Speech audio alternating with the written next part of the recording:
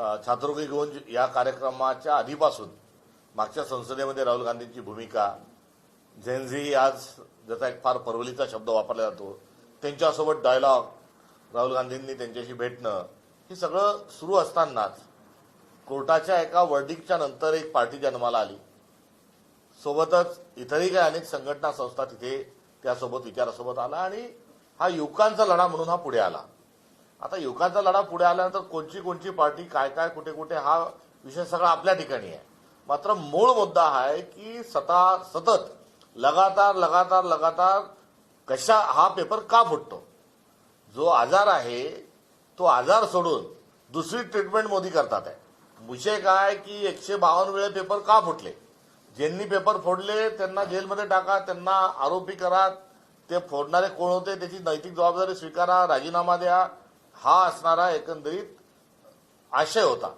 त्यासोबतच पेपर कसे फुटणार नाही याचं धोरण ठरवा हा इलाज होता. मात्र या कशावरही उपचार झाले नाही. जर पेपर फोडला तर 10 वर्षाची शिक्षा, 10 कोटीचा दंड. अरे तो पेपर फुटताच कामा नये याच्यावर चर्चा व्हायला होती, ती झाली नाही. मुलांवर अमानुष लाठी हल्ला केला, त्यांच्यावर त्या बंदुकीचा त्या ठिकाणी वापर झाला. त्या संदर्भामध्ये गृहमंत्र्यांनी माफी मागायला पाहिजे होती. ज्या पोलिसांनी बेछूट अमानुष लाठी हल्ला केला, मुलींचा विनयभंग केला, त्यांना कारवाई करून त्यांना निलंबित नव्हे तर बडतर्फ करायला पाहिजे होतं. तेही कुठे झालं नाही. म्हणजे पुन्हा पुन्हा पेपर फुटतो. त्याच्यातले जे कल्प्रिट आहेत ते जेलमध्ये गेले नाही.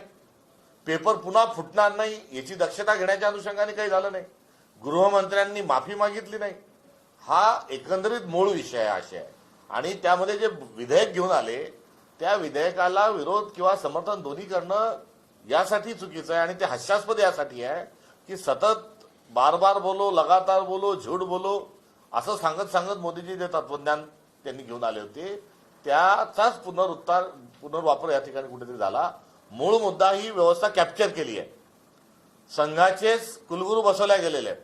संघाच्याच भाजपच्या जवळच्या लोकांना त्यामध्ये प्रवेश मिळाला पाहिजे, त्या क्लासेसमधून पैसे आले पाहिजे. हे जे रॅकेट आहे ते रॅकेट उद्ध्वस्त करण्याच्या अनुषंगाने सरकारने काहीही केलं नाही. आणि आताही हे विधेयक मंजूर झालं म्हणजे आता काहीतरी फार चमत्कार होईल असंही अजिबात होणार नाही. या विधेयकामुळे काहीही फरक होणार नाही. कारण चोरी करणारा चोर हाच त्या परीक्षेवरचा नियंत्रक आहे आणि याच्याही पुढे तो पेपर फोडत राहील, ही असणारी एकंदर परिस्थिती आहे. त्यामुळे हा उठाव, हे एकंदरीत निर्माण झालेलं जे वातावरण आहे, या वातावरणातून योग्य त्या निष्कर्षापर्यंत सरकारला घेऊन जाणं हे तुमचं आपलं सर्वांचं कर्तव्य आहे. त्यामुळे या पार्टीच्या या माणसाला कोण गेलं भेटलं हा विषय जरूर राजकीय दृष्टिकोनातून कुठेतरी त्याचा रिलेव्हन्स आहे. मात्र अशा निर्णायक वेळेला आपण जर चुकलो तर येणारं भविष्य आपल्याला माफ करणार नाही. विद्यार्थ्यांच्या परीक्षा फुल प्रूफ या झाल्या पाहिजे. या अनुषंगानं नियम बनवणं, कायदा बनवणं, व्यवस्था बनवणं, विकेंद्रित स्वरूपाची रचना करणं, त्या ठिकाणी चांगले लोक बसवणं हे आपल्याला सरकारकडून करून घेतलं पाहिजे. त्यामध्ये देश म्हणून आपण कुठे कमी पडतोय का हा विचार यावेळेस या सर्व वातावरणात केला पाहिजे असं आम्हाला वाटतं.